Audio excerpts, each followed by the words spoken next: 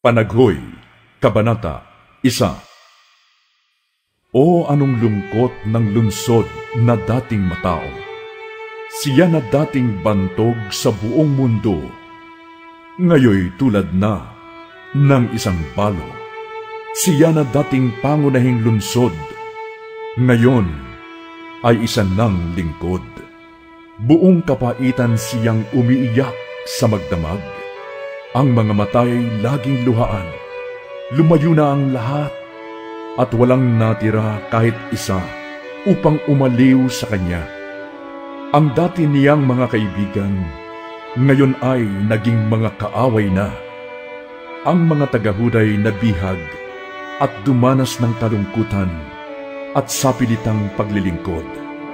Sa pananahanan nila, sa gitna ng mga bansay, hindi man lamang sila makapagpahinga.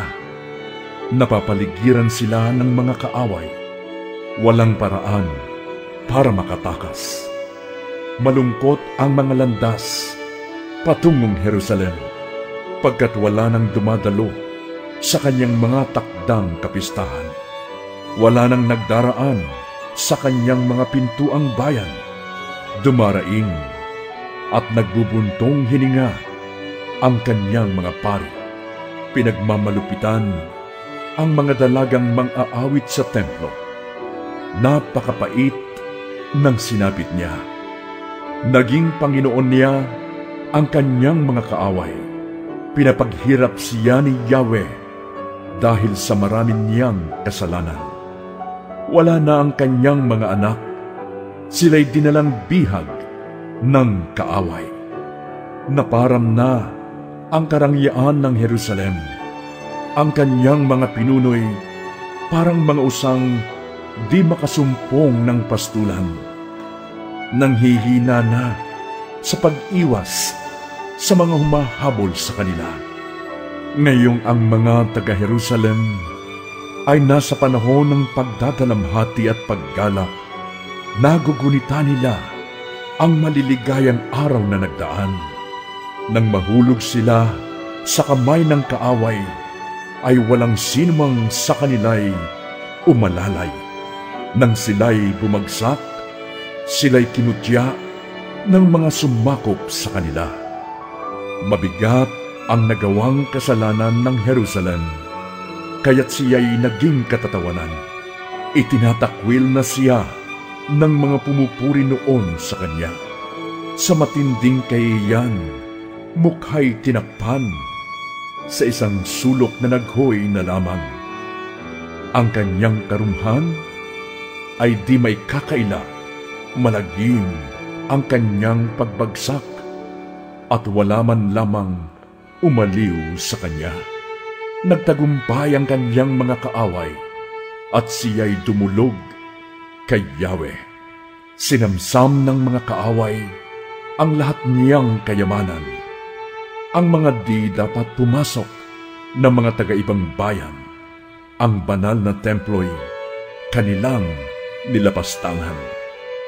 Dumaraing ang lahat ng kanyang mamamayan sa paghahanap ng pagkain. Ipinagpapalit nila ng pagkain ang kanilang mga kayamanan para lamang mabuhay. Yahweh, masdan po ninyo kami. Mahabag ka sa aming kalagayan. Wala ba kayong pakialam, mga nagdaraan? Hirap na ganito'y inyo na bang naranasan? Ito'y parusa ni Yahweh dahil sa kanyang matinding puot. Nagpababa siya ng apoy mula sa itaas. Nanuot ito sa aking mga buto. Sa nilagay na bitag, doon ako'y nahulog. Isang matinding hirap sa aking pinalasak.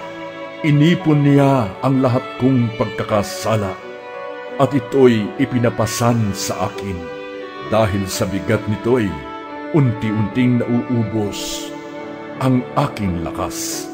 Ako'y ibinigay ni Yahweh sa aking mga kalaban, at aking sarili hindi ko man lang matulungan.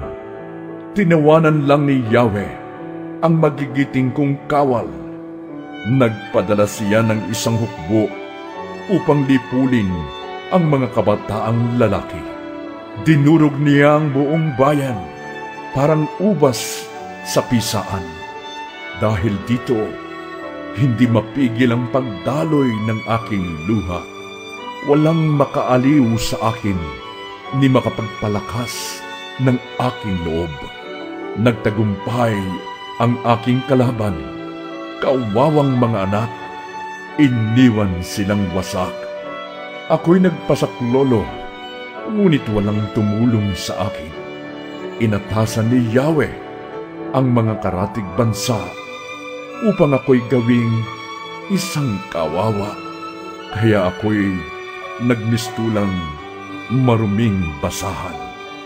Nasa panig ng katuwiran si Yahweh. Ako ang naghimagsik laban sa kanyang salita. Ngunit makinig kayo, mga bansa, at tingnan ninyo ang aking paghihirap. Binihag ang aking kadalagahan at kabinataan. Tinawag ko ang aking mga kakampi, ngunit hindi nila ako tinulungan. Namatay ang aking mga pari at mga pinuno ng lungsod. Sa paghahanap ng pagkaing magpapanumbalik ng kanilang lakas. Masdan mo ako, O Yahweh, sapagkat labis akong nababagabag. Naliligalig ang aking kaluluwa. Ako'y lubhang naguguluhan, sapagkat naging mapaghimagsik ako. Kabi-kabila ang patayan sa loob at labas ng kabahayan. Pakinggan mo ang aking daing. Walang umaaliw sa akin. Natuwa pa nga ang mga kaaway ko sa ginawa mo sa akin. Madaliin mo ang araw na iyong ipinangako na sila'y magiging gaya ko rin. Hatulan mo sila sa kanilang kasamaan. Pahirapan mo sila tulad ng pagpapahirap mo sa akin dahil sa aking mga pagsalangsang. Napapahimutok ako sa tindi ng hirap at para akong kandilang nauupos.